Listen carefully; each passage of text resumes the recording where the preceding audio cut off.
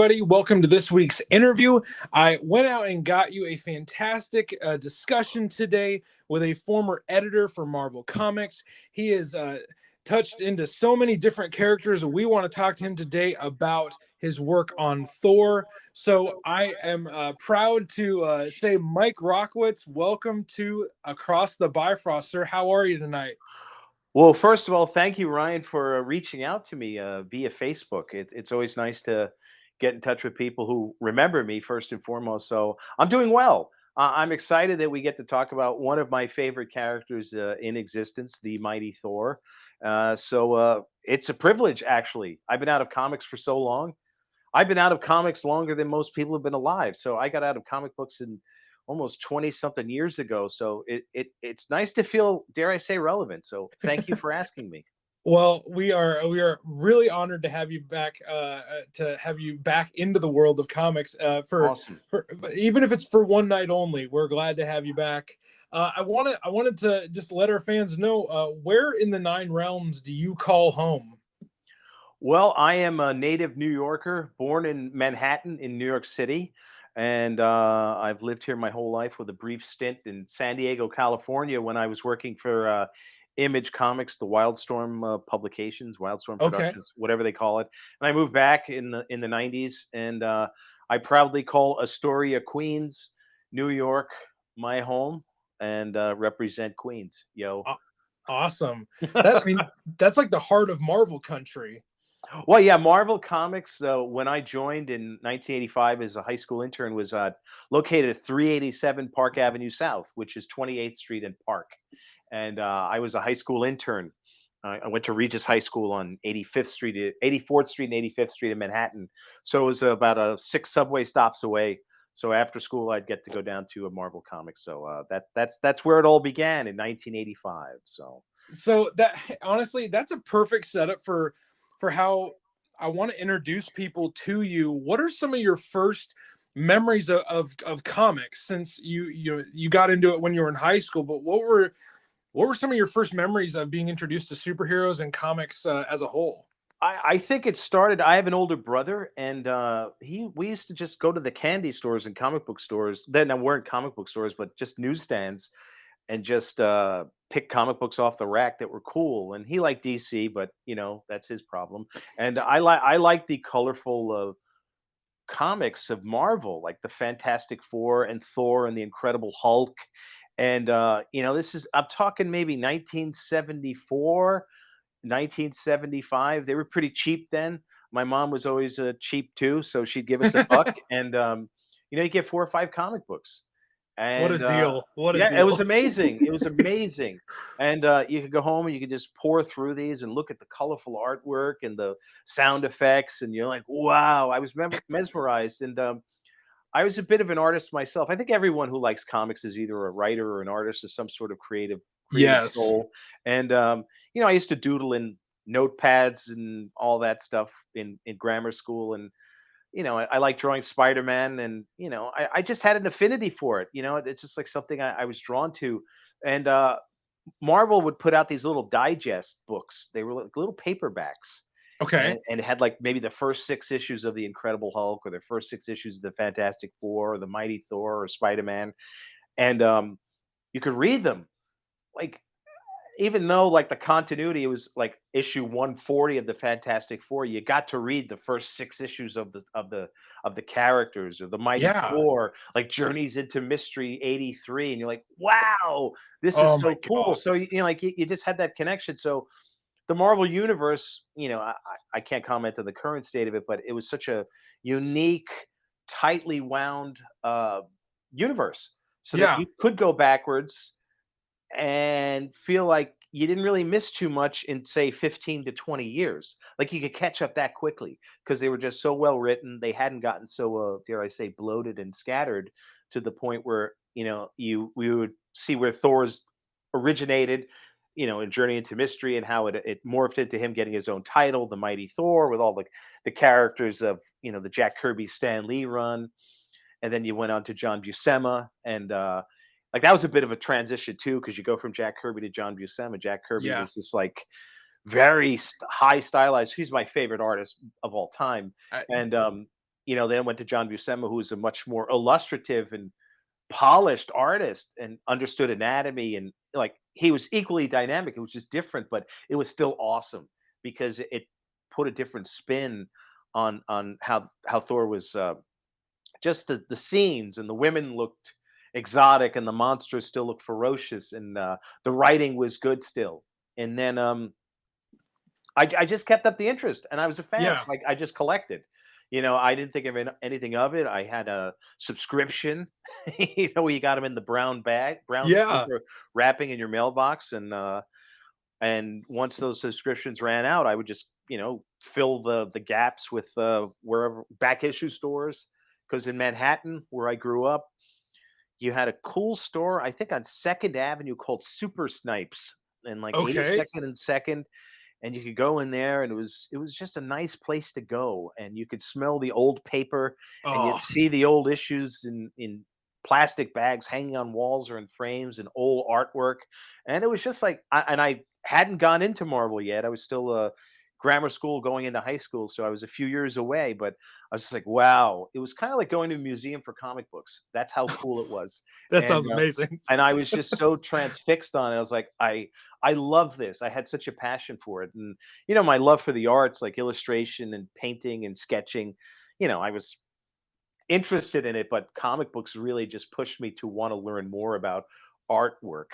And even the writing of like Stan and Roy Thomas, Steve Englehart, Jerry Conway, the way they wrote the descriptive languages, particularly in Thor. I mean, it was this Yes. Shakespearean Elizabethan dialect. I don't know if that's how the Norse gods spoke, but thou and dost, and I bid thee nay, and all I bid thee these nay. all these all these sayings were just so cool and unique to me, because as it just appealed to me.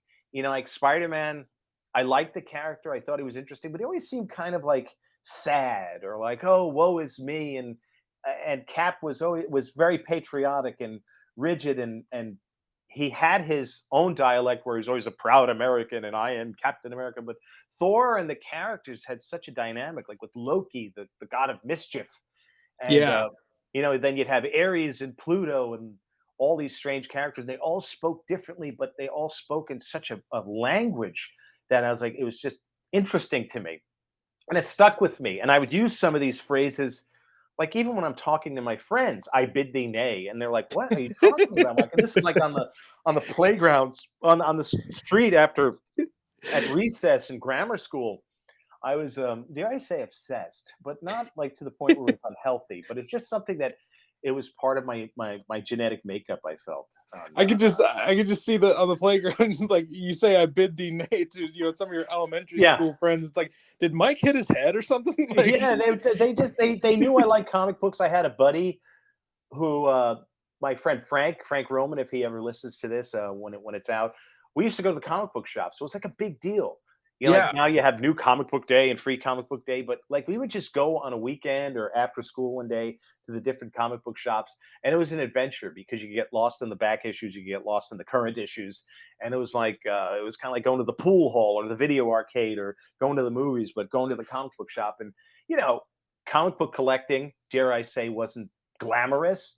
yeah, It always had that stigma of like, oh, what a nerd, what a loser, you're a recluse. But I didn't really care because it was escapist fantasy for me, and yeah. I enjoyed it. And my friends just left me alone because they saw that I was passionate about it. They saw that I liked to draw the characters, and they're like, "Wow, he's really taking this seriously." And so when now flash forward to when I'm actually at Marvel and people realize that I'm there, and they're like, "Wow, Mike, you actually you did it." So it was just a cool experience. So those are my early memories of it. And people encouraged me to buy comics. They never said, "Oh, stop reading that; it'll rot your mind," or anything like that. Because if anything, it was improving my vocabulary by leaps and bounds. And Yeah. I went to great schools too.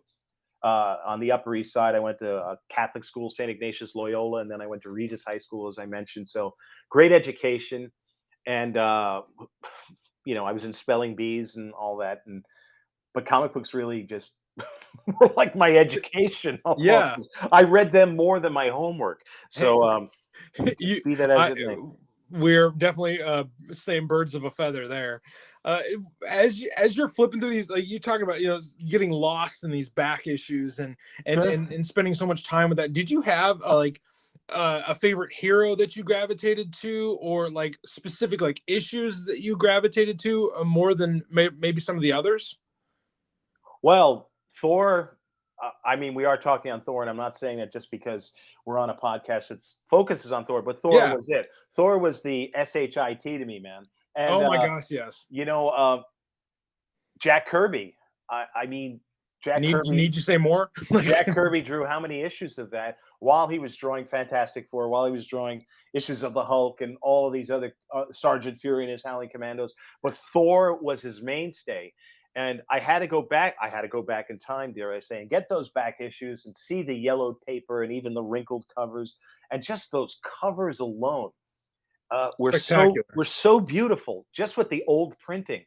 And it's so hard to replicate now in the digital. You'll never do it again. But the way they saturated the blacks on the covers and added some grays in there, like half tones of black, and the printing on them, the lettering, everything stood out. And some of my favorite issues were the Jack Kirby Chick Stone ones, where he had Mr. Hyde in them, Oh and yes. also Crusher Creel the Absorbing Man. Oh, you're I speaking my language, man. I freaking love Crusher Creel the Absorbing Man, and the way Jack drew him in those issues was incredible.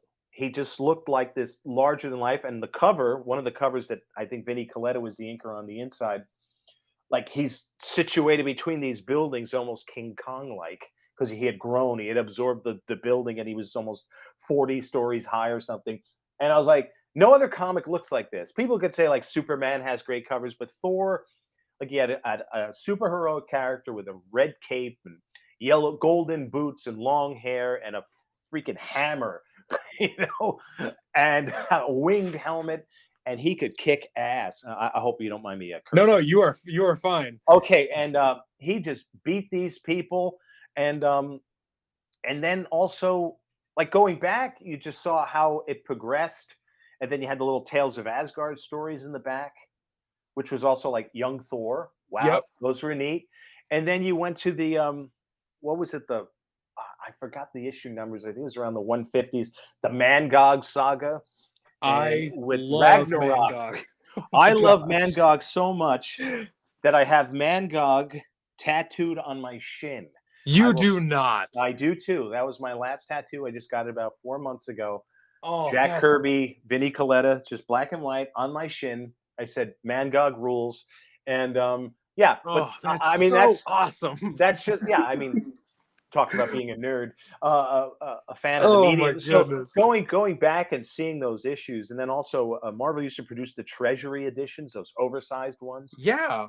and they reprinted the Mangog saga in that, so you got to see it large, almost the size of the original artwork, because artwork back then was oversized. It wasn't like this 10 by 14 or whatever it is now. It was like bigger. It was Yeah. just Yeah. bigger pages and much more.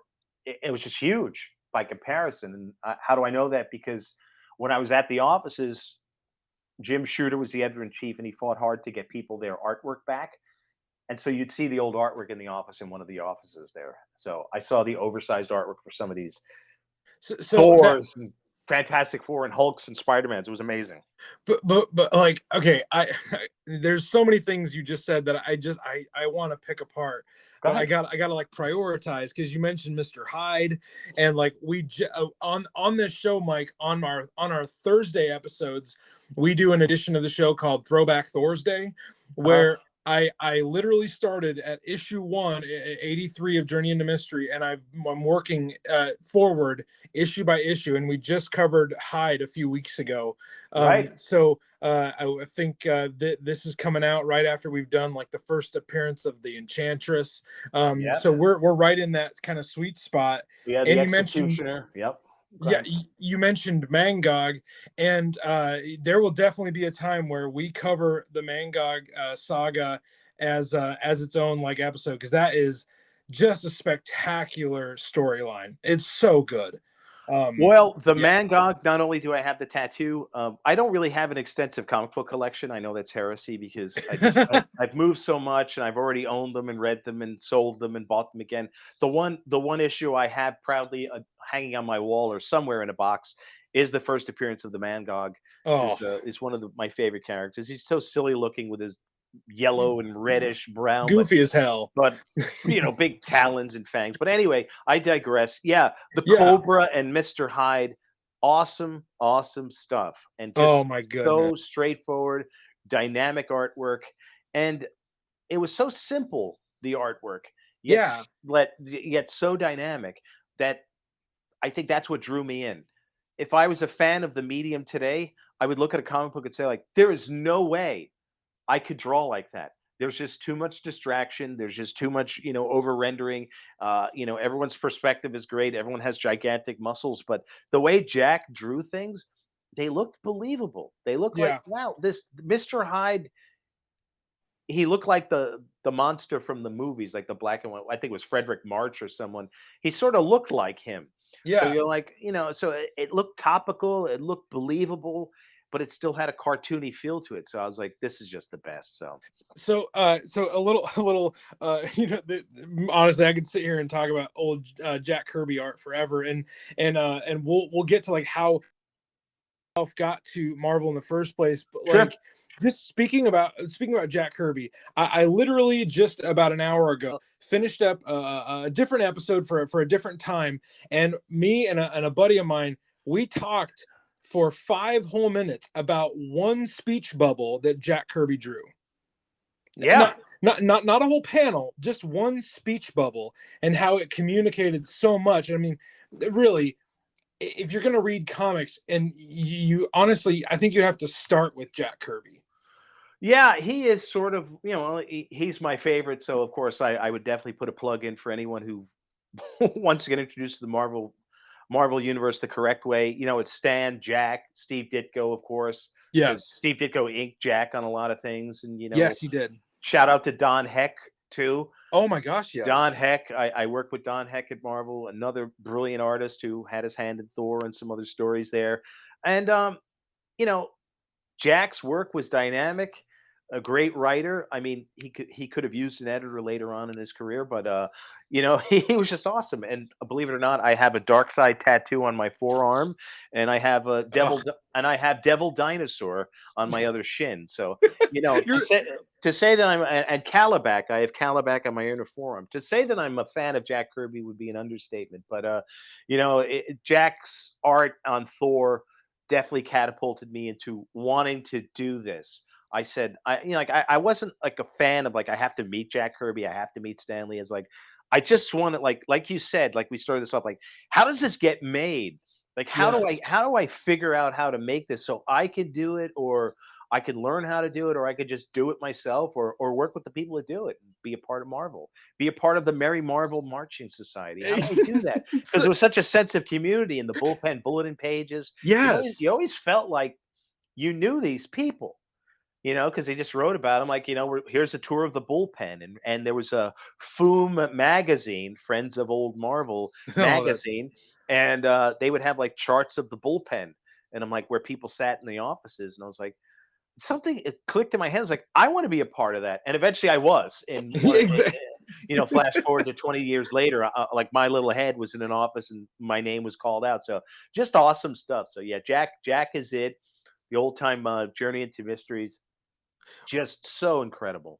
You're talking about you in the bullpen. So let's Uh-huh. let's let's get up to that point. Like, was it always your dream to work for Marvel, or was that just something that kind of came together organically? Tell us kind of your origin story Right. with getting to Marvel. Well, I guess I was at the right place at the right time. I always wanted to work in comic books all throughout high school. I just doodled in my notepad. I'd get to school early and just draw and draw and draw and draw these crazy characters. And then when I was a senior in high school, uh, they had internships programs, and a few kids in my school and the years before me had worked at Marvel Comics. So it was always like planted in my head. But like when you're a sophomore, a freshman, or even a junior, like you're not even paying attention to that stuff. It's like you're still a No, you're kid. not. And then it's like, oh, I have to get a job, an internship. I didn't even know what that meant, and like I couldn't just Google the word. So uh, my time came. It was senior year, and they're like, "Well, what do you want to do as an internship?" And I'm like, "I don't know. I'd love to work in Marvel Comics." So I spoke to my advisor. He's like, "Well, unfortunately, that's closed down." I was like, "Oh, that sucks." I was like, "Is there any way you could work on that?" And believe it or not, he did. So he contacted someone who worked at Marvel. My first boss, Mike Higgins, was Okay.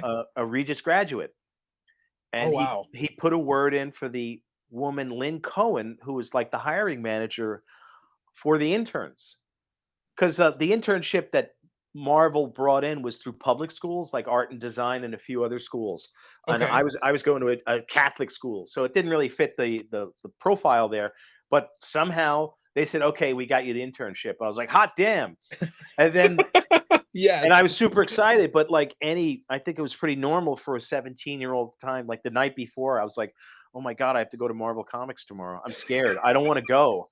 I was completely like intimidated, and I called my best friend's dad, and he's like, "Oh, just do it. You know, if it doesn't work out, go somewhere else." Like normal advice that I would give anyone, like my own children these days. Like if it doesn't work out, that's okay. Just try something else. So I went. And it was just an office building, 387 Park Avenue South, 10th floor. I was introduced to Lynn Cohen. If you ever listen to this, thank you for the opportunity. And all I did was I got introduced to two other high school students who were going to the High School of Art and Design. Okay. Steve Bucelato, who's still in comic books, and Hector Colazzo, who was an artist who passed away way too early, like 10 Okay. years ago or something. Poor Hector. Good friends of mine. They immediately befriended me. And what did we have to do at Marvel Comics? I would go to there after school like 2 or 3 times a week. I would check in with Lynn, and we would make photocopies of artwork because back then artists would mail in their artwork, and Okay. the editors needed photocopies for the drawers in case artwork got lost in the mail. It wasn't like we had scanners and Oh, computers. okay. So my job and Hector's job and Steve's job was to make photocopies of the artwork. So they'd put it in a bin and say, make 4 copies at 100% and bring it back to this editor. So just by doing that, I got to meet all the editors. I got to hold this original artwork in my hand. At the time was 1985. So I think the first piece of artwork I ever held was a Herb Trimpe, Barry Windsor Smith Machine Man limited series. I Oh think that my was the first thing gosh. I ever worked on. And then there was also some Secret Wars work and just all cool stuff. And I think Simonson's Thor pages may have been in there. I'm not entirely positive, Oh, but stop. that is 1985. Oh my So goodness. and then also another job of ours was to sort the fan mail. Okay. So we would get bags of fan mail. We'd have to open and I think Thor's tagline was "The Hammer Strikes," Okay. and then the Hulk's was "Greenskin's mailbag," and "Don't Yield, Back Shield" was shields or whatever it was, and power packings, and so we would have to sort the mail, open it up, and sort it, put it into folders, and then bring it to the editors so they could write their letter columns. And that Okay. was such a pain because there was just tons of submissions that you had to sift through because everyone wanted to get into comics. So you'd see all this artwork, like people sending in terrible drawings and stuff, and we'd have to put it into separate bins for our someone to review. And it was also the time of the Marvel tryout book. I don't know if you're familiar with that, but it was I'm not familiar with that. yeah. The Marvel tryout book was basically this oversized, like 60-page book where it showed you how to do comic books and Okay. how to make a comic book, and it had tryout pages where you could practice lettering and inking. It was the actual wasn't the exact Bristol board that the artists were using, but it showed you how to do it. And they gave you sample Bristol board to say practice inking, practice lettering, or maybe even pencil. So Okay. everyone would be like sending in copies of that, and we'd have to sort through that. So it was fun. It was busy work, and then once a week everyone each intern would rotate and we get to work a morning in the Marvel bullpen. Like some days we were in there in the morning instead of the afternoon. So it was a morning in the Marvel bullpen where Okay. everyone had their drawing tables and we got to our first order of business was we had to get coffee for everyone. So it was about 15 cups of coffee from the local deli. Okay. So I'd get everyone's coffee orders, and then I'd basically learn how to make the comics, like do paste ups, mechanicals. This guy Barry Shapiro, may he rest in peace, he taught me how to do paste ups Okay. with Important. with 2 coats of rubber cement to paste up letter columns and word balloons and things like that. And they showed me how to create how to size for photo stats in case panels of art need to be resized, like blown Okay. up or reduced. So uh, I just was like, wow, this is way cooler than anything I ever learned in school. So everyone was like, oh, we need to fix this, we need to fix that, go get coffee. And I just befriended everyone. It was an amazing opportunity to just meet everyone you wanted. And guess what? On Fridays, once in a while, I got to lead the Marvel Comics tour because there used to be Okay. a tour of the office. So I would just take people around and show them the 10th floor, show people in the Marvel offices, the different editors. So you had Ann Nesenti there, you had Ralph Macchio, you had Carl Potts, you had Sid Jacobson, who was doing Star Comic Books. You had Larry Hama was there. You had Denny O'Neil was still there. Okay. Jim Owsley, I don't know what he's called now. I think he changed his name, but yeah, Okay. he was Jim Owsley then. Awesome guy too. And we just would bring them in, and sometimes they would talk to the people, and sometimes they wouldn't, and that was cool. So like I just got to meet people. I got exposure, and when my internship ran out and I graduated high school, Lynn extended an offer to me like, "Hey, you want to work over the summer for $4 an hour?" And I'm like, "Sure." Yes, I do. Yeah, and then I think it went up to 4 and a quarter by the end of the summer. So yeah, I just got to meet everyone. I got to see the artists coming in. I got to mail the artwork from the penciler to the inker. I got to mail the lettering from the letterer to the inker, or the script went out to the penciler. So I got to see every phase of it, and it fascinated me. I took to it. And people trusted me because I guess I was just so enthusiastic about it that they just wanted me to keep working there. And I had a good attitude about it. And you know, knowing the editors and the artists as I got to know grow there was super exciting. And they gave me nicknames and all that. I think I was called Schlocko, my first nickname, because I had long straggly hair like any teenager, parted down the middle like David Cassidy style. So and I was skinny and I wore like Harley Davidson t-shirts. I just stood out like a sore thumb, like a broom handle, but that was fine. It was fun. And I just had an awesome experience. So how did I get into becoming an on the editorial staff? Was Yeah, yeah. I was uh I was going to college. I was going to the School of Visual Arts, which was on Okay. 23rd Street in Manhattan. So it's about a 6 block walk, 8 block walk away from the offices. So I'd go to the offices like when I didn't have class. And then eventually, while in college, the New Universe was cropping up. The editors of that got fired, like this guy Elliot Brown and John Morelli. They got fired, or they quit, or they got pulled off the books. I don't know Okay. the back office stuff by Jim Shooter because that was his baby. Okay. And the New Universe was born. And Mike Higgins was an assistant editor who I knew. He's the guy who broke me in through the internship program. And then he's like, I need an assistant editor. And I'm like, what does that mean? He's like, do you want to work here? I was like, sure. Like, Yes, so please. I kept going to school, and eventually I just transitioned to full-time work there. And I was making $14,000 a year, a whopping $14,000 a year. You were rolling in dough. I was balling back then, as the kids call it today. I was flossing, and I was working on the New Universe. And the New Universe, and I'm on a New Universe fan page here, so the fans of the New Universe, shout out to them, all Okay.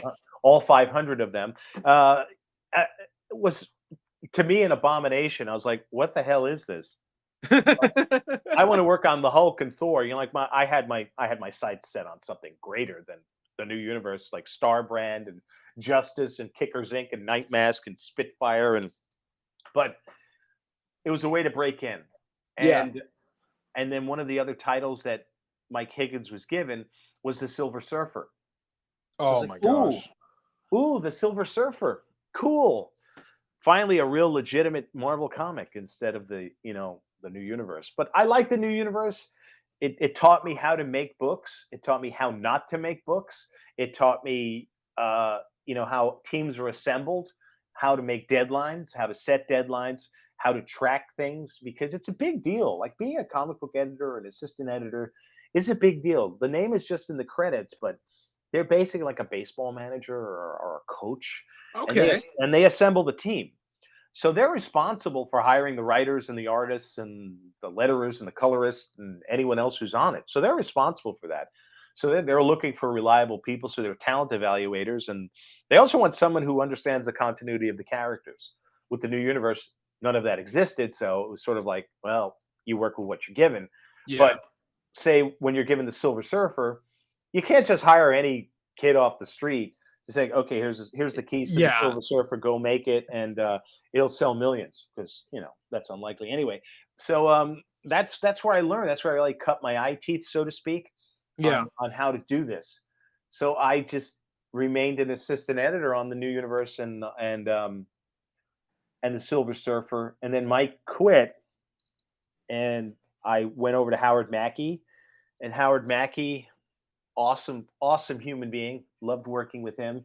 He was so mellow, so cool, and he became the writer of Ghost Rider and Spirits of Vengeance and all that other good stuff Oh, in the '90s. cool. And he was super cool to work with, because I was a kid. I was like 19 or 20, so a 19-year-old kid or a 20-year-old kid, you're easily distracted. Like I have a 20-year-old daughter, Maddie, and my son is 18. Sean, shout out to you kids. Love you guys. And what it is like your attention span is all over the place. I was no different. And I was like a bucking bronco, out partying at night and then trying to get to work on time, which I never did. So full disclosure. But Howard was patient. And then eventually I got moved over to Terry Kavanaugh.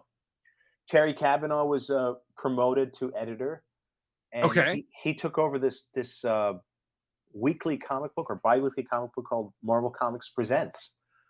I don't know if you ever Okay. heard of that. So that's the Yeah, one I that had have like heard the name before. that had 4 8-page stories in it. So it's 32 pages, no ads. Came out every Okay. 2 weeks.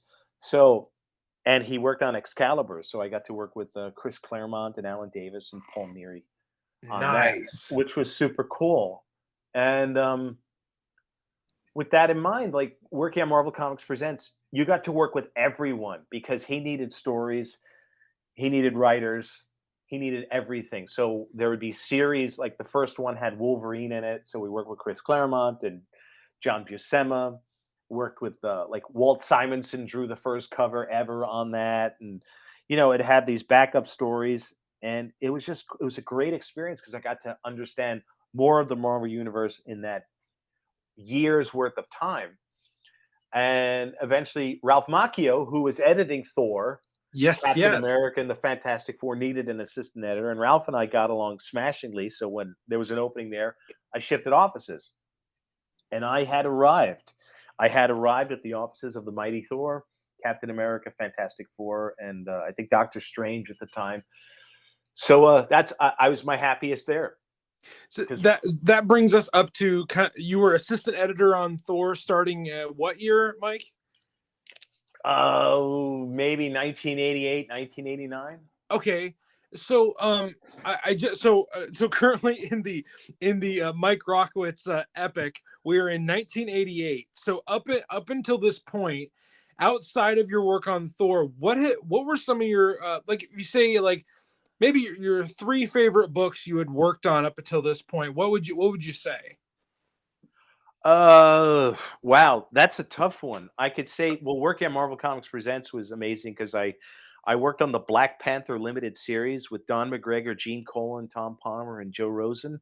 Very And cool. what had happened was that Glynis Oliver was the colorist, and she couldn't meet one deadline. So Terry's like, "Hey, we need a colorist. Can you do this 8 pages overnight?"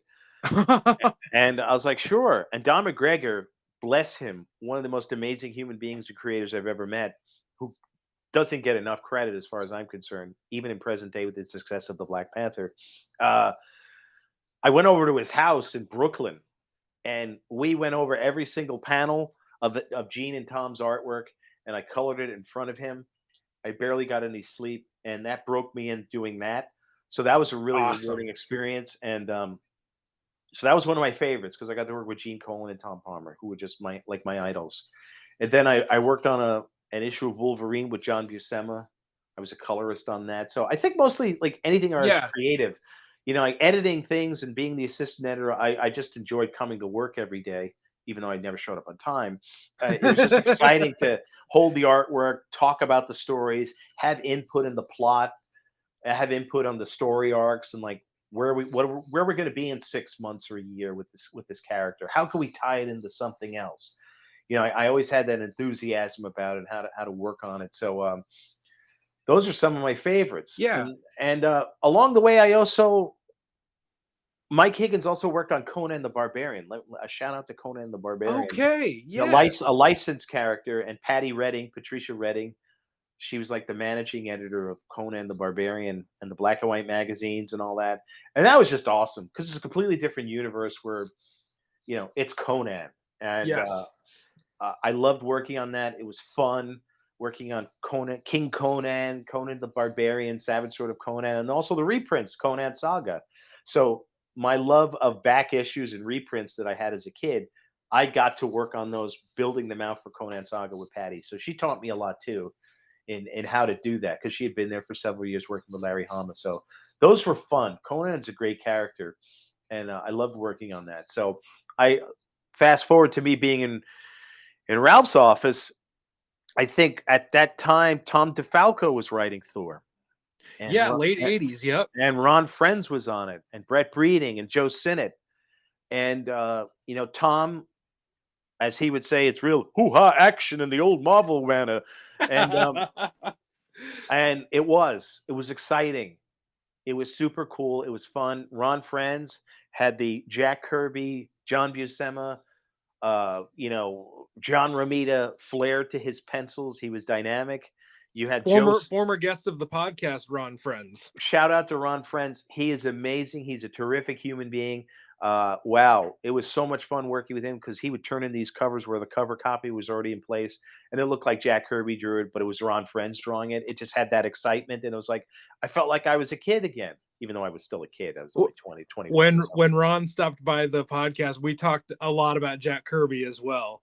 Well, yeah. So good to know that that's a through line that a lot of people have from working at Marvel.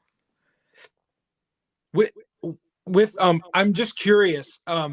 Speaking of creators, Mike, who were some you mentioned like Tom DeFalco and Ron Frenz, and you've mentioned so many different names that I would encourage people to go look up.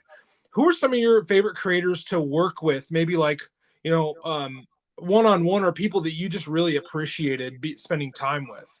Well, Tom DeFalco, Ron Frenz, Joe Sinnott, who was a legend. I mean, Joe Sinnott was the inker of some of the earliest issues of the Mighty Thor, even penciled some of the early Mighty Thors. Yes, Joe yeah. was a gentleman and a legend. And even though I was a 20-year-old upstart kid, he treated me like I was a 50-year pro. Tom Palmer. Tom Palmer was a gentleman, incredible artist. John Buscema, Chris Claremont. There's so many I worked with, but I love working, like even with Ralph. Ralph Macchio taught me so much, and like one of my favorite writers, who everyone made fun of me for hiring because I gave him everything I ever worked on, was Roy Thomas. Oh, Roy, jeez. yeah, Roy Thomas. I loved working with Roy. He was the greatest professional I've ever worked with. He taught me. I mean, he was the former editor in chief of Marvel Comics and Stan's Yeah. right hand man for a while there. So to be able to be Roy's boss, when you're this young and have him teach you as you're going along, like what better apprenticeship could you get? So Roy Thomas, and I love working with Rich Buckler. Rich Buckler was just awesome. And I'd be doing a disservice if I forgot some people like John Romita Jr., John Romita Sr., Yeah. Al Williamson, Paul Ryan, may he rest in peace, because he was working on Fantastic Four at the time. And just so many incredible creators I was fortunate to work with, and they were all great to me. Like you may hear stories of like, oh, this guy was difficult to work with and everything, but not with me. Okay. I work with Jackson Geis. I work with just about everyone, and it was always a lot of fun. And as long as you treated them well, they treated me well, and it was just mutual respect. And I wasn't a fanboy about it. It was just like, hey, we have a job to do. We have to get these books out, and I treated them as best as I could. And when they were late, they're like, okay, you're late, and we'll just figure out how to get it done. And it was an awesome experience. So I probably rattled on too many creators, but the hell with it. Well, honestly, I think for fans out there listening, and maybe maybe you know the name Jack Kirby, but maybe you don't know Buscema's that well. You don't know Ramita Jr. or Senior. You don't know some of those names. I think that actually just gives people more incentive to go look into those people's works. Yeah, and Ramita Jr. actually was drawing Thor in 2000 or something, because I have some trade paperback someone gave me when I visited the office. Like, you might want to look at this. And his story was beautiful. I was Yeah. like, wow, it looked regal. He looked regal. It was well illustrated. So yeah, those were awesome humans to work with. So speaking, let's narrow in on your time with Thor. Do you have any any fun stories from that creative team that you got to work with? I mean, well, actually, maybe first, who are the creative teams that you got to work with at your stint with Thor, and just maybe share some good story time. Well, great stories. I mean, working with Tom and Ron and Joe.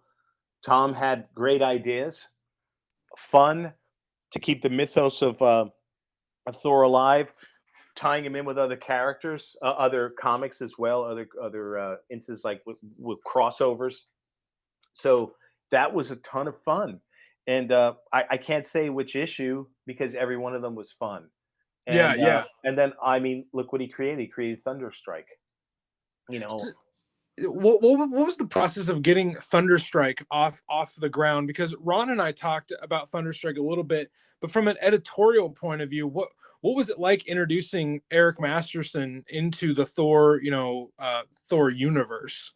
I think it was pretty seamless. I think Tom came up with an idea. Ralph was like, "Hey, that's a great idea," and then Tom just wrote it in.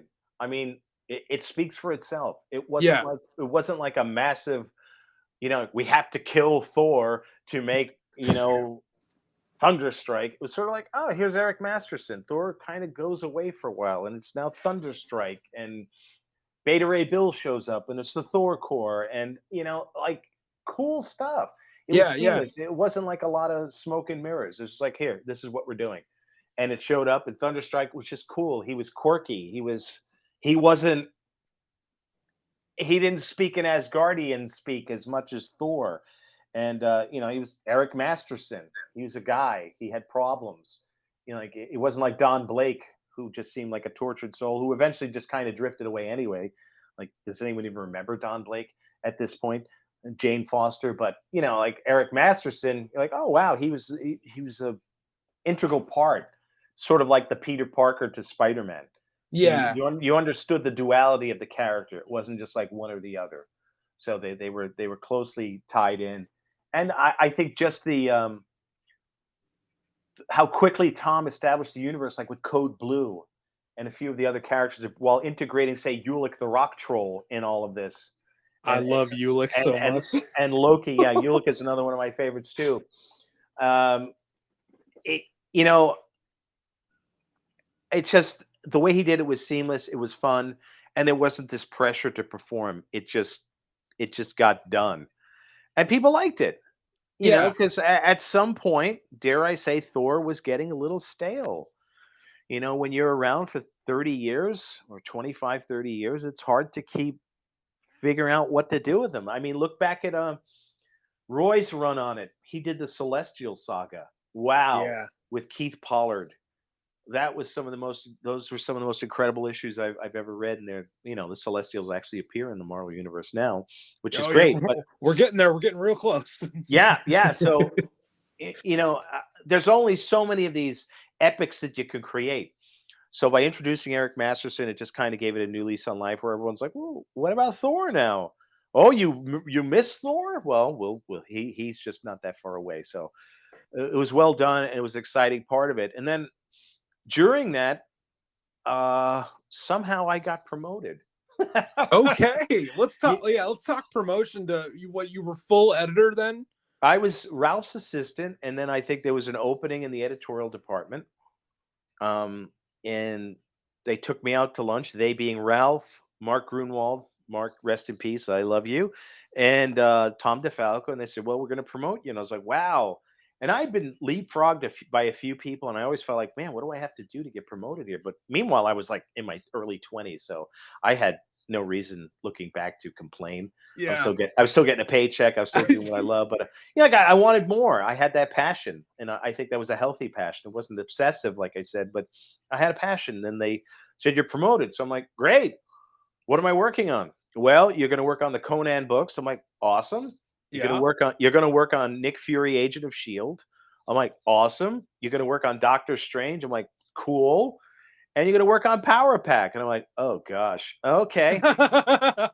So I'm like, okay, great. Three out of four is not bad. I couldn't wait to get started. They gave me my own office. I hired an assistant, Barry Dutter, who he was good. Now he's reselling comic books, so shout out to Barry. And I was off to the races. They trusted me enough to hand me the keys to these classic titles and non-classic titles, and I had fun with it. And some of the before I left Ralph's office, like I had done a lot of trade paperbacks with Thor and Captain America, so I had a lot of fun working with like Walt Simonson on that, and also the like when we were reprinting the Beta Ray Bill saga, so that was a lot of fun Okay. in a trade paperback, and doing my own thing.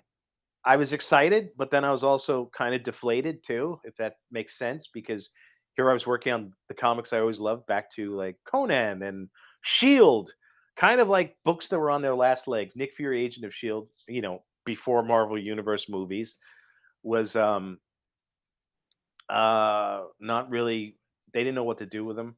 Was it floundering a little bit? Yeah, they had that that 6-issue limited series that Bob Harris wrote, that was really cool. It gained a lot of momentum. It had beautiful painted covers, like Bob Larkin and a few other folks created these great covers. And they had this comic book that had some momentum, and then the teams quit, or I don't remember what happened. I inherited it, so I just did my best with it. Power Pack, I just never understood, but it was canceled. It was basically canceled, so I had to run it out to Okay. the edge of its existence. And then Doctor Strange was exciting. I put Roy on that book immediately, or he may have already been on, and I inherited him. I don't remember. Okay. And Conan, the first thing I did was I put Roy Thomas on that as well. And I got rid of everyone. I put Roy Thomas on. I hired John Buscema. I brought back a lot of the old inkers, and we just had fun with it. Because if I'm going to work on Conan, I want it to be the Conan that I like. And it was a seamless transition because the fans liked it. It still sold. No one. It wasn't too disruptive. It wasn't like I had like Todd McFarlane on it or anything. It wasn't jarring. Yeah, it wasn't jarring, and it was a throwback, but it was something that people liked. It was comfort. It was kind of like a good old bowl of chicken soup that your grandmother made. Here's Conan the way it used to look like, and so I learned more about how to be an editor then, and then Okay. eventually once like some books shifted, and then I got to work on Thor. So you had a stint of time where you were off of Thor Yes, once you I got into editor role, and then when you came back as full editor on Thor, what was uh it like transitioning back to that book? But now you're kind of the quote unquote boss. yeah, I was the boss, all right.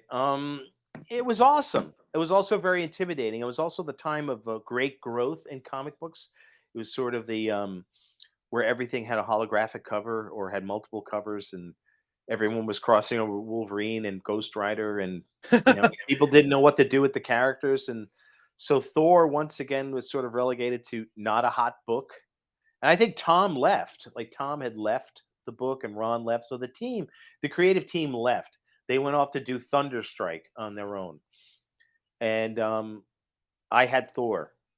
So I worked on Thor. I hired Roy Thomas, and of Sensing a course, theme here. yeah, because he made it easy. I can't say that Yeah. I was the most effective editor. I was sort of lazy, but being lazy by hiring one of the greatest writers in the history of comics is probably makes me a genius or not, but I just said, Roy does it all. He's a writer, editor, and a perfectionist. So why not give it to him?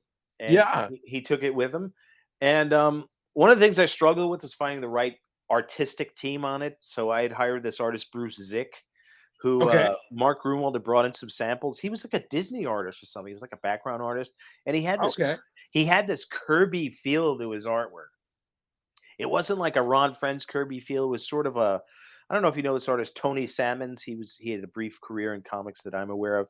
Not a name I'm familiar It with. sort of had an impressionistic look to it, but it still looked like Kirby. Okay. So I gave him a few issues, and it just didn't click. And it had Mike DiCarlo as the inker. Mike's an awesome human being and inker. He had worked on Batman and tons of other characters, and over Jim Aparo at DC, and I put him on that. And so Bruce didn't work out, and I was getting a little disheartened because as a baseball manager, you see like you're in a losing streak. You've lost 12 out of 14. You're in third place. And that's how I was starting to feel. And that Okay. and that's how you have to just you need to shock things up, shake things up. There is, and not like I brought in someone from the bullpen. I found another artist, Gary Hartle, who was a much more traditional. He worked with Ron Friends on the backup stories of Thor when I was the assistant editor on it. So I was like, let's give Gary a shot. And Gary was awesome, and he did a few issues. And then I found this guy, MC Wyman, who I worked on Shield with. MC Wyman was an artist I found in the sample pile. Okay. It had gotten to the point where there was great growth. There was this thing called Image Comics where everyone thought they could be an independent contractor. Yeah. Yeah. There was also DC Comics. There was a lot of competition, so a lot of work, but not a lot of artists to keep up. It's not like artists are just like waiting and lying in the wings, waiting in the wings, so to speak. You have to groom them and do the Marvel style, or just know that they can draw comic books the correct way. So MC Wyman got it. He was a little rough around the edges, but we brought him on and he was great. So, you know, looking back, I can't say that my my fandom necessarily translated to the best run of the Mighty Thor as I had hoped. We had things like the God Pack, and Yeah. looking Yeah. back, I kind of it's kind of cringeworthy, and we had some painted covers that looked cool when they came in the office, but 25 years later, they're kind of like, "Ooh, this looks like it belongs on the side of a van," you know. A Uh, little dated. yeah, or just cheesy, dare I say. Like airbrush covers were cool, but just didn't work. I mean, they're well done, but they just don't translate well. It's not like we had Alex Ross doing the covers. I was just thinking the name Alex Ross. Yeah, Oh my goodness. Yeah, I was yeah, like he can paint anything. right. Yeah, he could paint a mailbox. You're like, wow, that's amazing. This is the Uh, greatest mailbox ever. yeah, yeah, and so I didn't have that experience, but I'm not to say that I was like a third place manager in the major leagues. So for me to, like, I'm not going to downplay my contributions, but I didn't win the division. If I continue using the baseball analogy, Yeah, yeah, I yeah. was a major league manager on a third place or fourth place team, and Well, uh, I'll and that put it was this fine. way. You've put together way more comic books than I probably ever will. So for that, Well, I mean, as a kid who, I grew up, like you said earlier, drawing heroes, on pieces of paper, and classes that I was probably supposed to be paying attention in. And I've written, all of my life, and now honestly, I've got a 3-year-old son that loves talking about heroes and drawing heroes, and I'm like, man, here I'm talking to a guy who got to live out that dream, and you got to create adventures and blow people's minds with imagination. And I mean, for that, I mean, that's like my dream. You got to live my dream, and that's so awesome. I'm envious. well, truth be told, I got to live my dream, and so it's all about me, Ryan. Yeah. Yeah, so Yes. yeah, and looking back, I have to say, in retrospect, what an amazing ride! How fortunate I was. It's not like I'm going off into Valhalla now to the funeral Exactly. pyres. I don't want to Yes. sound like that. I'm We're not not putting you morbid. out to pasture. I'm not morbid, but current day, I work with this comedian Greg Criticos, Okay. Shout out to Greg. He's a local Queens comedian, and he's really taken off. And I do like graphic design. I do posters for him.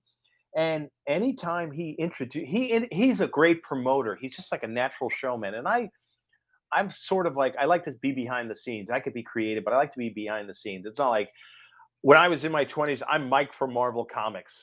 Yeah. I'm Mike. I'm Mike Rockwitz. I work at Marvel Comics. Here's my business card and everything.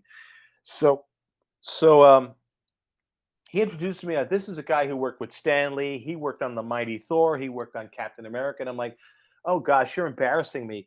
But it's true, and I feel that way.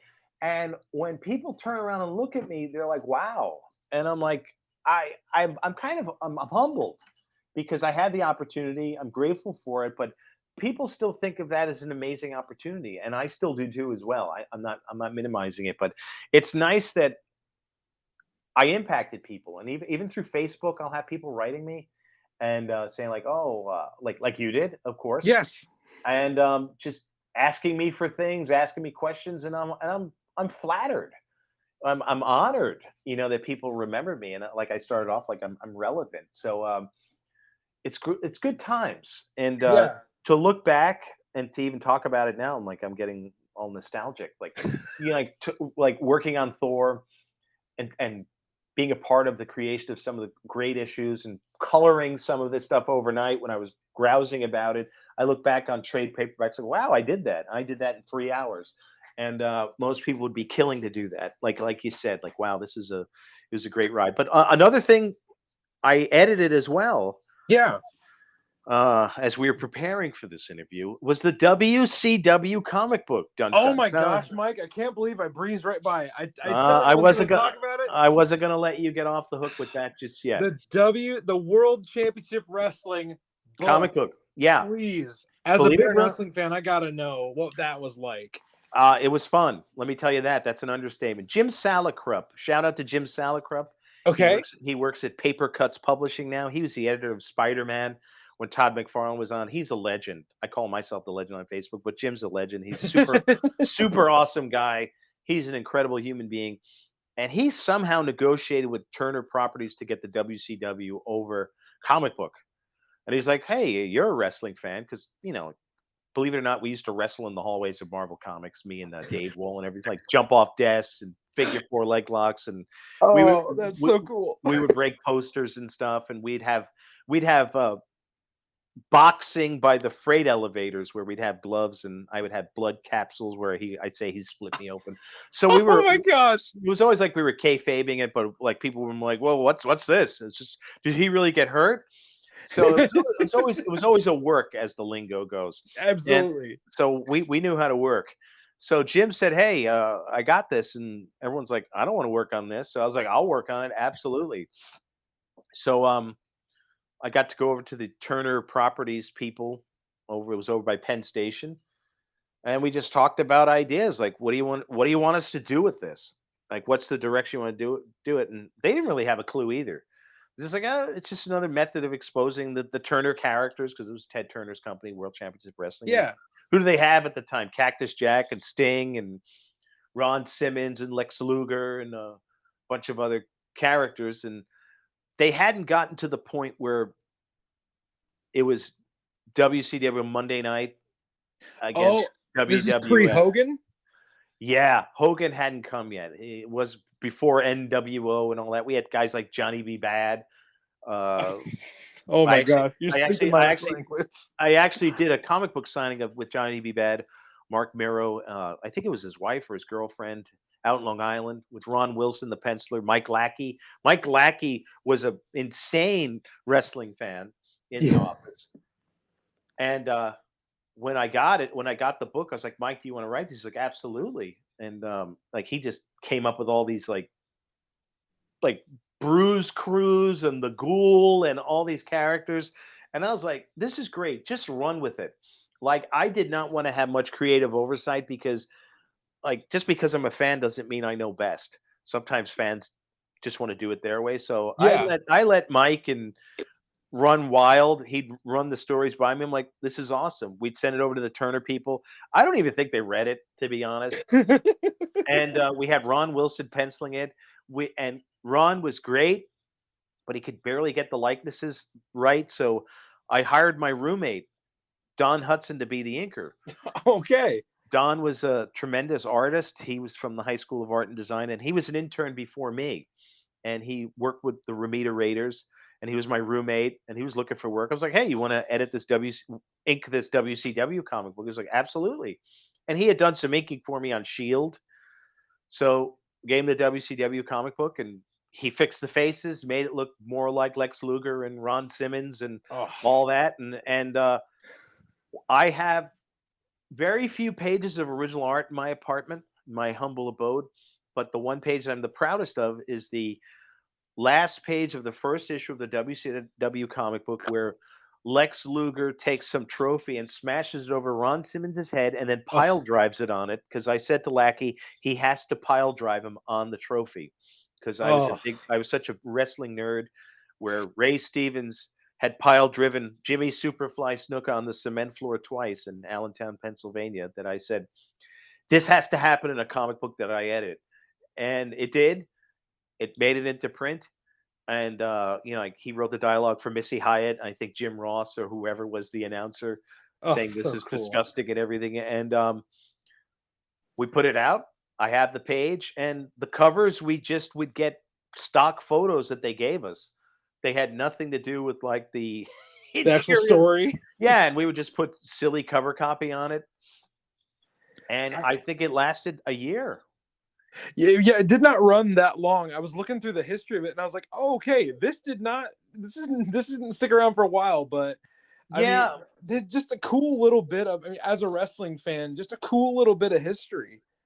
yeah, it is, and I was lucky to be a part of it because not many people can say they worked on a wrestling comic book for Marvel Comics. So that's why I give myself the moniker the Legend. But yeah, it was because I was young and I was able to do that, and it was just fun because when you're trying to plot the Mighty Thor and Doctor Strange, then you're like, oh, what's going on with the WCW comic book, Mike?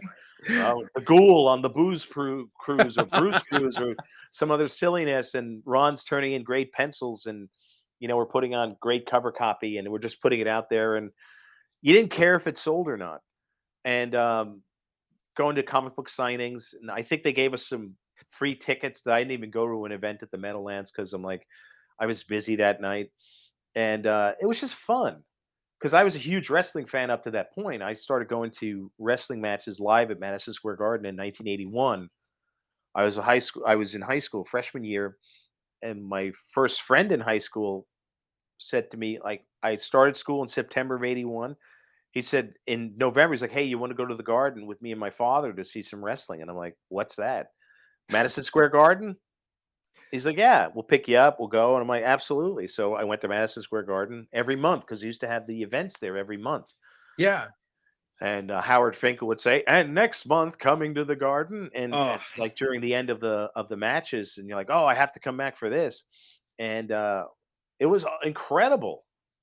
And I was obsessed with wrestling, and I'd go to the independent shows. I would go to little arenas for it, and then once I'm in comic books and working on wrestling, I was like, "This is amazing." And the only wrestler I really met, I met Hulk Hogan one day when he came up to the offices, okay.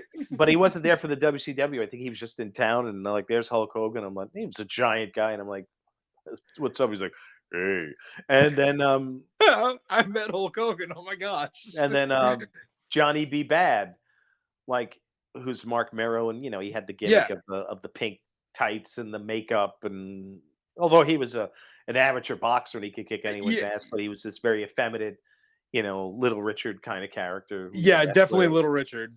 effeminate with a hot ring girl. And so that was just fun. So I had a very varied career there. Mighty Thor, WCW, Conan, Power Pack, Silver Surfer, Doctor Strange. Um, then all of a sudden, like, what got me out of comics or out of Marvel was the bankruptcy.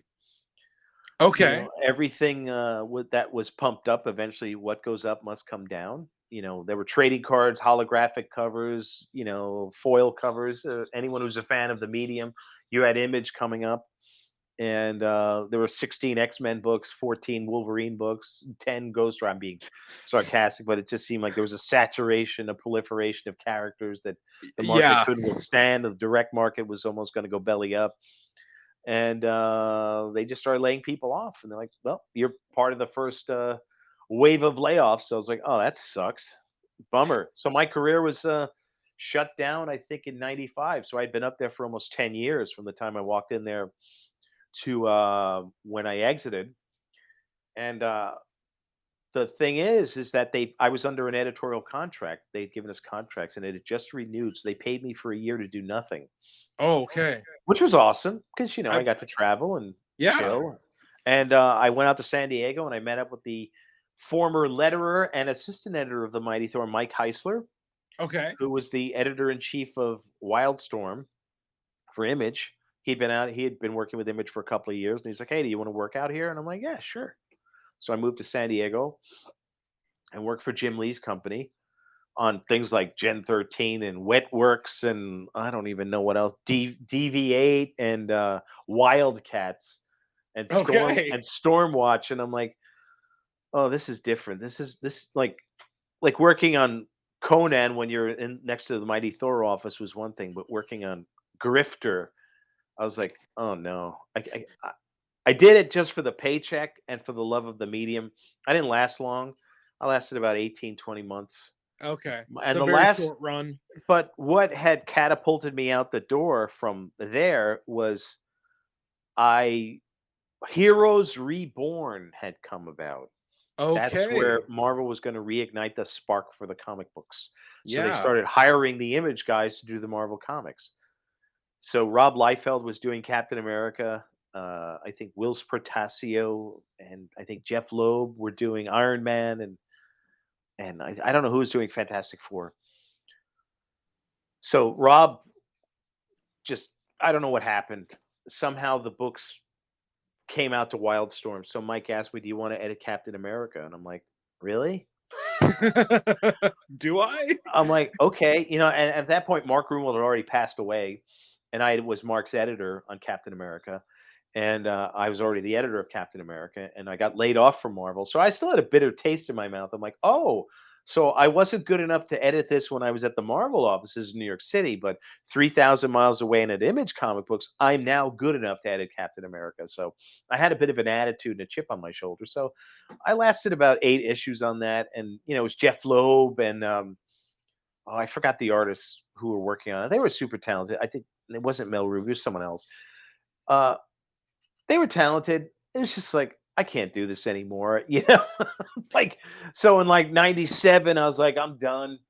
And I just packed up my stuff and I came back to New York and I was like, I can't do this. And I freelanced for Marvel, like doing computer coloring and interior coloring and stuff on all Okay. the books, like X-Men Cable and Excalibur. I did some Thor work. I was coloring Thunderstrike for a while.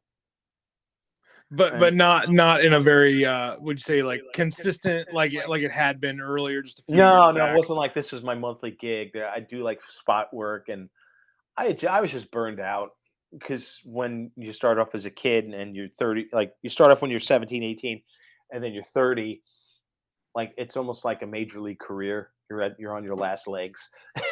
Yeah, And yeah. 30 by I wish I was still 30, but 30 is by no means, a retirement age. But I was just like, I'm done. It just doesn't have the same thing for me. So I just switched careers and I got out of it because the work was drying up. It was the computer age. And I work on computers every day. We're talking via computer right now. Don't get me wrong. And Yes. I work in educational technology, so computers are my friend. They're my ally. They keep me off the streets. But I colored comic books with traditional Doc Martin dyes and color coded them with a pen. And now they wanted me to color code something in Adobe Photoshop on a computer that kept giving me the little bomb in the middle of doing something that never saved my work because it couldn't Oh the no. process. It's the old Mac, the Power Macs and Fugazi Macs of the '90s and late '90s. It wasn't like, oh, I have my MacBook Pro that can handle everything. Macs were they were newer. Yeah, yeah, yeah. And Photoshop was still on version 6 or 7. You know, it wasn't like Creative Cloud. It's So like the Stone Age compared to today. yeah, I mean, it's still dynamic and you could still do the work, but it took forever to save things. Like you could walk away, get a cup of coffee, take a shower, and it would still be saving something. One cover, and you would always cross your fingers, like, will this work? And then you had to put it on a zip disk or a SideQuest drive and bring it into the office. It was like, it was different, and I didn't like it. It lacked the organic feel of the paper, you know, the Xerox paper, the dyes, the brush, the sitting at a table and listening to music. And this was just like boring. It was very boring to me. And I did it for the paycheck, and you know, and it just took forever. Like one cover would take almost 10 hours. I'm like, I'm doing the separators work, I'm doing all this other work and putting all these lens flares and color holds and all that, and I'm making $100. I'm like, I'm making less now than I was, you know, like nearly when I was a high school intern. So this is just not worth it. It was time to move on. Yeah, it was. So I pulled the plug on it, and you know, I can't say that, you know, anyone said, "Oh, Mike, wait." You know, I let my feelings be known, and I was done. So Mike, before we get out of here, Sure. I just wanted to maybe look back in retrospect when you leave Thor, like what was what was your favorite part of working on Thor? What did you hope to accomplish on your time with that character? And then we'll get out of here. What was I hoping to accomplish? Yeah, because I mean, you were a fan as a kid, and you loved this character, and then you got to work on him, and what was your hope to accomplish on your time there? Well, I wanted to bring him back to relevance or maintain his relevance in the Marvel universe because, like I alluded to earlier or stated earlier, Ghost Rider and you know, all these other characters were just like stealing all the thunder. The X characters, Yeah, Wolverine, were stealing the thunder, and Thor was once again being relegated to the past. So I wanted to keep his relevance. I wanted to maintain sales. I wanted to maintain consistency with how he had been written throughout his history. You know, when you look at Thor, at least up until when I exited or a few years after, he had a lot of good runs. yeah, It wasn't like one of those titles where you're like, I don't like the DC bash, but a lot of DC comic books, they're older characters. It just seems like they've had everyone in the world trying to do them. Like yeah, how many people have written Batman? Like my God, and Superman because they're ancient characters too. But it just seems like so many rotating creative teams. And Thor had some pretty solid teams on it. You know, like they stayed on it because they liked the character. And that's what I wanted to establish and maintain. I think I was in maintenance mode then. And I wanted to make sure that I didn't do anything to screw it up. So I think I was a little gun shy because like when you're given the major league, you're brought up from the minors to the majors, you're like, oh, I might strike out for the first, you know, 6 weeks. So yeah. that's Okay, how I felt. And no, that's understandable. and also managerially, the company was changing, so it wasn't like I was just left on my own. And this is important for context. Yeah, I had a managing editor, then I had a group editor, and then I had an editor in chief. I don't know if you've seen the movie Office Space, where it says like, you know, I don't know who to yes, report. I have like 5 or 6 bosses. I had that, and it took the joy out of just wanting to create the character, work with the characters as is. I had to keep running things by people because there were so many crossovers going in the world, and everyone wanted their hand in reviewing it. They were just doing their job, but the way management had become was just nuts.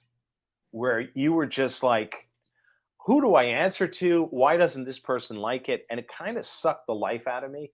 And I was just trying to keep my dignity and the grace of the character as well. And not, you know, not just fly off the handle and say, like, well, you do it. Because I love Thor.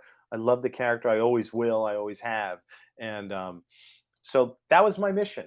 yeah, And if I could go back in time, would I do it differently? Well, hopefully I could if the managerial structure wasn't in place, you know, and I had some of the smarts I had now, and if I could hire Jack Kirby again, I would. But you know, that's the given ace in the hole all yeah, the time. yeah, given all of the ingredients. Uh, my goal was just to keep it moving along, make it exciting for the readers, make sure that they kept coming back, making sure that the stories were clear. They may have been goofy, but at least you could say, "Oh, there was a beginning, middle, and end. There was a conflict, and our hero wasn't relegated to the background." So that was always the mission. Whether it was successful or not remains to be seen, as people remember me and as they shovel dirt on me in the cemetery. I don't know, but Oh no. my goal was always like it wasn't just for a paycheck. You get into comic books not just for the paycheck. It's not like, oh, I'm going to work at Wendy's just so I can get a paycheck to cover some bills. You have to have a passion to work in comic books. You have to have that willingness to go to any length to make the characters the best they could be, and that's what I wanted to do. And for Well, the most part, I'm happy with what I did. I've been, denigrating my work because as a creative person, you need to always check yourself. You can't just say my poop doesn't stink. I'll own it. I'll own the stench. And sometimes I put out some clunkers, and sometimes I put out some really good stuff. So well, looking back, I'm happy. Well, I can definitely say that I appreciate all the work you put into it. I've been able to read some of the issues that you've edited, and Ron talking to Ron was awesome because he kind of let me on the inside of that time period on the book, and just getting to further that conversation with you. I really appreciate your guys' work because it's something that so many of us probably think we could do better, but you guys actually put your time and your sweat and your hours into it, and really put yourselves to the task of entertaining people. And I've been incredibly entertained. I did want to give people an opportunity to reach out to you. I mean, we connected through the Captain America comic book fans podcast, or comic book fans Facebook group, and that's where we kind of started our conversations. But where can people, if they want to reach out to you and talk further, maybe about some comics, or maybe a world championship wrestling, um, where can people reach out to you? That's an interesting question. I'm so reclusive. I'm not on a lot of pages. They can email me. Okay. That's fine. I'm a big fan of White Castle hamburgers. So those of you who are listening, I can be reached at White Castle Rock, like rock as in Rockwitz. So one word, White Castle Rock at yahoo.com. I have a White Castle tattoo. That was my first tattoo ever in 1987. That's why I'm also the legend. So White Castle Rock at yahoo.com. I'm not a big Facebook guy. I go on, I'm in my 50s, people. So I'm not a boomer, but I'm also not one of these people who lives for, social media. Like, what's going on in the world today? I check in because I have my kids on it. My friends are on it. Like, Walt Simonson wished me happy birthday a couple of weeks ago. How cool am I? How cool am I? I just maintain my friendships like that because these are people I love and work with. So that's why I do it. But email is best. If you can find me on these fan pages, I'm on the Captain America fan page because I stumbled upon it. I thought it was really cool. If there's a Thor fan page, I will happily join it. But like I said, how many fan pages can you deal with in one day with so much Yeah. time, so many distractions like a day job, and the new universe page. I'm a part of that too because uh, it's fun to just see the people who or meet the people who actually read this stuff. And I'm like, where were you when this was actually happening? Could you have told your Yeah, you friends? come on, guys. I'd still have a job if you actually bought the damn things. Nostalgia is great, but yeah. So yeah, White Castle Rock at yahoo.com. Okay. I can't guarantee that I'll be responsive immediately. Hopefully I don't open up the floodgates here. My ego will indicate that I am. But feel free to reach out. I love chatting with people. You know, I'm humbled by all this. Still, I'm grateful for the opportunity just to do this today. So thank you. Well, Mike, I really appreciate it. I just want to give anybody the opportunity. If anything, your work spoke to them or entertained them, just to give them an opportunity, like you've given me an opportunity tonight. I just want to say thank you, and we'll down the road. You got it, Ryan. Thanks, everyone. And even if my work sucked, you can tell me. I can take it. Thanks, everyone. Bye. Look forward to this being live. So thanks again.